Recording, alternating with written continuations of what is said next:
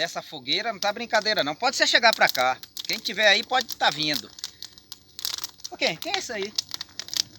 Ei! Poxa, Piabinha aqui! Ô, meu amigo, é eu mesmo, meu Piabinha, amigo. seja bem-vindo ao nosso Oxe, primeiro arraiar, rapaz. estamos por aqui, Que meu bom amigo. você tá por aqui. Tô, Eu meu percebi que você tá meio entristecido, Ô, rapaz. rapaz, O que porque... houve? Não, porque as histórias de antigamente, meu amigo. De antigamente eu tenho um avô, não avô pai de mãe não, pai de pai, né? E aí ele fazia muita fogueira, meu amigo. Aí arrumava uns peão, não é pouco peão não, fazer fogueira, né? Sim. A fogueira dele já sabe, não é fogueira pequena não. Exagerada, no É. tamanho. Ah, daqui é uma mini fogueira, né? Você sabe, né, meu amigo? E aí, meu amigo, naquele tempo chuvoso, meu amigo. Ah, tem muitos anos isso. Muitos anos, meu amigo. E aí eu pequeno, né? Mas médiozinho. Mas lembra ainda Lembro, desse meu amigo. E detalhe, aí, certo. meu avô tomava uma tinta que não era fácil. Era na cachaça e a chuva.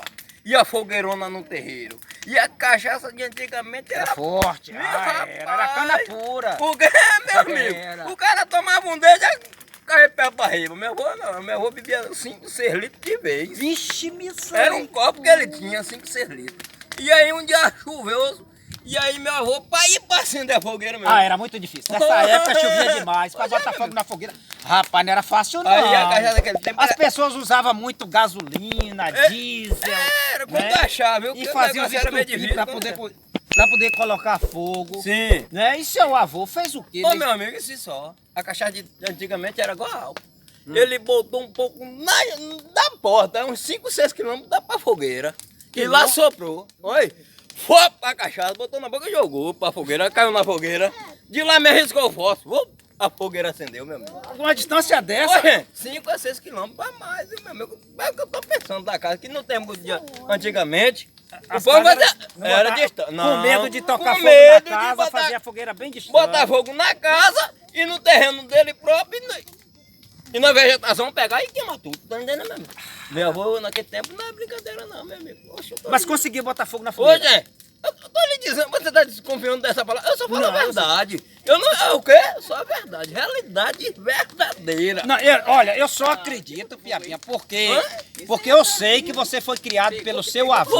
Foi. E você não vai usar o nome do seu avô Não. em vão. Não.